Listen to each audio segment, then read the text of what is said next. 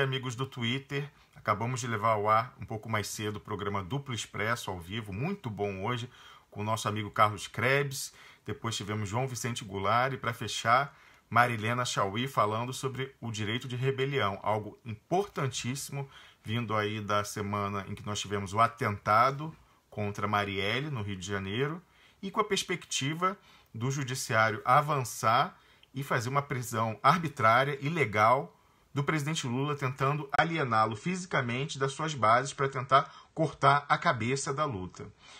E isso tem a ver com um tema que eu queria aprofundar aqui, algo que eu mencionei já lá no programa. A gente comentava o resultado, fabuloso da eleição da Rússia, uma eleição de 76% do Vladimir Putin, mas eu queria falar de antes da eleição, porque antes de vencer a eleição, o Vladimir Putin venceu a guerra híbrida na casa dele, porque os Estados Unidos vêm tentando desestabilizar o regime russo há muito tempo. Então, ele, como pôde contar com o apoio de uma forte comunidade de inteligência, bem equipada, com investimentos e que está engajada com o interesse nacional e plenamente identificada com o poder político, ele pôde derrotar em casa a guerra híbrida. Assim como ele, dando a dica para o Erdogan na Turquia, também possibilitou que ele em casa lá derrotasse o ataque híbrido que o Erdogan sofreu com o apoio dos Estados Unidos.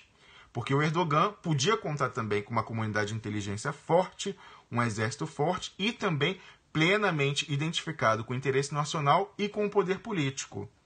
O Vladimir Putin, como a gente sabe, também deu a dica para Dilma Rousseff, dizendo que ela seria vítima de um ataque híbrido. Eles monitoraram e avisaram antes de 2013, antes de tudo começar, que isso ocorreria.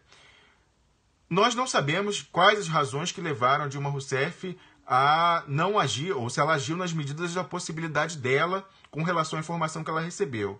Mas o que é certo é que, mesmo se ela quisesse, ela não poderia contar com apoio irrestrito das Forças Armadas e da comunidade de inteligência brasileira, que são necessários. Só com esse apoio é possível vencer um ataque híbrido comandado pelo aparelho de guerra dos Estados Unidos. E por que ela não podia contar? Primeiro, pela falta de equipamento, pela falta de prestígio das Forças Armadas no orçamento. A inteligência brasileira, evidentemente, que não é comparável nem o corpo, o número e a qualificação dos seus agentes, e também até um instrumental, o hardware que eles têm acesso, não é comparável ao que esses países como Rússia, Turquia, não digo nem países ricos, ou países como a Rússia, que é um país grande de tradição, que vem desde a União Soviética de inteligência, mas países como a Turquia, países até mesmo como Angola. Como Wellington Calazans não cansa de dizer aqui, o ataque que fizeram em 2013 no Brasil, tentaram lá em 2005, 2006 em Angola. Mas Angola, como vinha de uma guerra de libertação nacional em que lutava por procuração contra os Estados Unidos, tinha privilegiado as suas forças armadas e sua inteligência. Então, Angola, que é um país menor que a gente, com menos recursos, tem uma capacidade de inteligência e de combater um ataque híbrido muito maior do que a nossa. Então, a Dilma Rousseff não pôde contar com esse apoio das Forças Armadas. Primeiro, porque elas não tinham os instrumentos para dar combate a esse ataque híbrido, mas pior ainda, mesmo que tivesse os instrumentos, não entrariam na guerra do lado do governo, porque havia um divórcio entre o governo da Dilma Rousseff e as Forças Armadas. A desconfiança que, aí por ecos da Guerra Fria, existe entre Forças Armadas e esquerda, uma desconfiança mútua, no governo da Dilma Rousseff se exacerbou. Por quê? Porque ela fez a Comissão da Verdade, que é algo que pessoalmente eu seria a favor. A gente é preciso conhecer o nosso passado para que isso não se repita no futuro, mas talvez politicamente não conviesse naquele momento. Isso é algo que a gente tem que levar em conta. Política também é uma questão de análise das circunstâncias. Mas pior ainda, ficou a sensação nas Forças Armadas de que havia um revanchismo, porque o foco da Comissão da Verdade foi exclusivamente nos abusos de direitos humanos de agentes do Estado, principalmente militares. Quando a gente tem um forte componente civil naquele governo, ninguém foi atrás das lideranças civis que participaram do regime militar e que deram a chancela à repressão, e também outros organismos da sociedade que naquele momento participaram. Então, assim, os empresários que financiaram a Operação Bandeirantes, por exemplo, a participação da igreja no início dando suporte ao golpe militar. Isso o ministro Aldo Rebelo comentava ontem com a gente. A participação americana, muito interessante seria se a Comissão da Verdade tivesse ido atrás do apoio estrangeiro para o golpe de 64. E não, eles focaram exclusivamente nas Forças Armadas. Então, isso aumentou o grau de desconfiança, porque essas vozes ainda do passado, essa geração ainda está presente, não morreram ainda os generais daquela época, e eles têm uma força, sobretudo, lá no clube militar, que reúne os reservistas, mas eles ainda se conseguem fazer presentes na cabeça de quem tá na ativa. Então, essas pessoas não participaram da repressão, mas de alguma forma entendem, em alguma medida, o ataque àqueles agentes como um ataque à força, o que não seria verdade. Mas para isso seria importante que a Comissão da Verdade tivesse tido uma cautela maior de não estigmatizar as Forças Armadas e procurar mostrar todos os atores da sociedade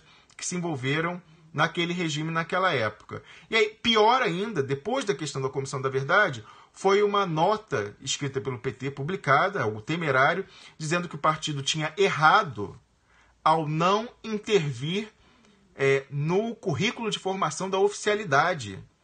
E dizendo que o partido também tinha errado em, estando no poder, não mexer nos critérios de promoção internos das Forças Armadas, que hoje em dia é feito por mérito, por antiguidade, e falou que eles deveriam ter colocado a mão lá dentro para privilegiar a promoção de pessoas identificadas com o projeto do PT no poder.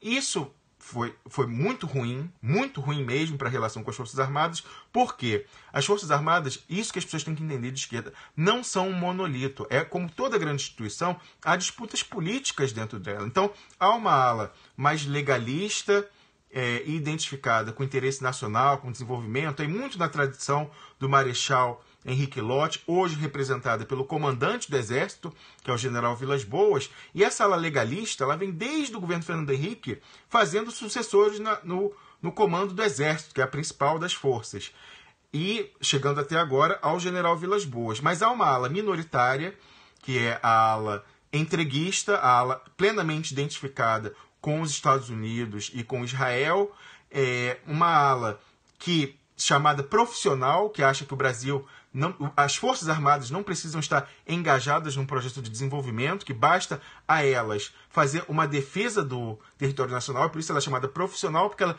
privilegiaria essas parcerias com os Estados Unidos e com Israel para ter acesso aos equipamentos de melhor qualidade e que com o acesso a esses equipamentos de última geração, ela poderia fazer uma melhor guarda do território. Por isso ela é chamada de, entre aspas, profissional. Mas essa ala também é a do inimigo interno, a que demoniza a esquerda, e aliada que quer integrar os Estados Unidos. Evidentemente, esses aparelhos não vêm de graça, então, para entrar na aliança com os Estados Unidos, o preço a pagar é a renúncia a um projeto de Brasil soberano, um projeto de desenvolvimento autônomo, um projeto de Brasil potência, como se dizia no regime militar. É até engraçado que essas pessoas elas pegam do eco da Guerra Fria lá do golpe de 64 apenas essa perspectiva de antagonizar a esquerda e se aliar aos Estados Unidos, mas no caso no regime militar, a gente lembra lá de Geisel, da política externa independente, de pensar o Brasil estrategicamente, falar Brasil potência, Brasil grande, aquela coisa ufanista, até exagerada, mas ainda havia ali se privilegiava o interesse nacional. Hoje nem isso. Eles só pegam hoje, só preservam a perseguição à esquerda, mas a ideia deles é se integrar e abdicar de um projeto de desenvolvimento autônomo, de transformar o Brasil numa potência que possa, só assim, integrar no mercado de trabalho mais de 200 milhões de pessoas. Então, é importante saber que há essa disputa nas Forças Armadas, é preciso entender a complexidade, e quando o PT fez essas coisas de Comissão da Verdade, e mais ainda, essa coisa dizendo que ele ia intervir, errou a não intervir nos currículos e no critério de promoção, ele deu um argumento à ala da extrema-direita. Falou, olha só, tá vendo? Vocês legalistas ficam aí dizendo que tem que respeitar o poder civil, que tem que se aliar com eles pelo interesse nacional. Esse pessoal está querendo vir aqui intervir nas Forças Armadas. Então, o pessoal legalista ficou vendido. Como que eles iam sustentar internamente um apoio ao governo Dilma Rousseff nessa circunstância de ataque híbrido, se o governo Dilma Rousseff dizia que tinha que intervir nas Forças Armadas? Então, a relação se degradou, não havia confiança mais das Forças Armadas no governo do PT por causa disso. Isso é algo que tem que ser revertido. Nós conversávamos aqui com o Aldo Rebelo, isso é urgente. Se a esquerda acha as Forças Armadas ruins, ruim com eles, pior sem eles. Não há como a gente voltar ao poder através de uma eleição, se nós defendemos não a revolução, mas a chegada ao poder através de revolução, não há como a gente continuar lá sem o apoio, sem poder contar com as Forças Armadas dando respaldo, não só na segurança contra ataques tradicionais, mas contra essa nova modalidade de ataque híbrido. Só Forças Armadas e principalmente a sua inteligência podem dar suporte ao governo para resistir ao ataque híbrido. Isso fica comprovado com a Rússia, com Angola e com a Turquia. E isso a gente não tem no Brasil. Se a gente ganhar as eleições de 2018, se continuar esse estranhamento entre esquerda e Forças Armadas, não vai adiantar nada. Vai ser derrubado de novo por um novo ataque híbrido dos Estados Unidos. Adiantou a gente ganhar a eleição de 2014? Não adiantou. Não governamos e ainda fomos derrubados. Mesma coisa em 2018. Se a gente ganhar e continuar esse estranhamento, sem as Forças Armadas não há como se manter no poder quando a gente está aberto numa democracia de massa a esses ataques híbridos de lawfare, midiáticos, cibernéticos, de financiamento de ONGs estrangeiros para virem desestabilizar o Brasil. E essa é a grande lição. Então, Vladimir Putin, que ganha ontem, com 76% dos votos, só pôde ganhar a eleição porque antes ele derrotou a guerra híbrida em casa. E só derrotou porque pôde contar com inteligência e Forças Armadas. Então, fica mais uma lição para o Brasil. Isso que eu queria falar com vocês aqui hoje, meus amigos. Abraço e até amanhã.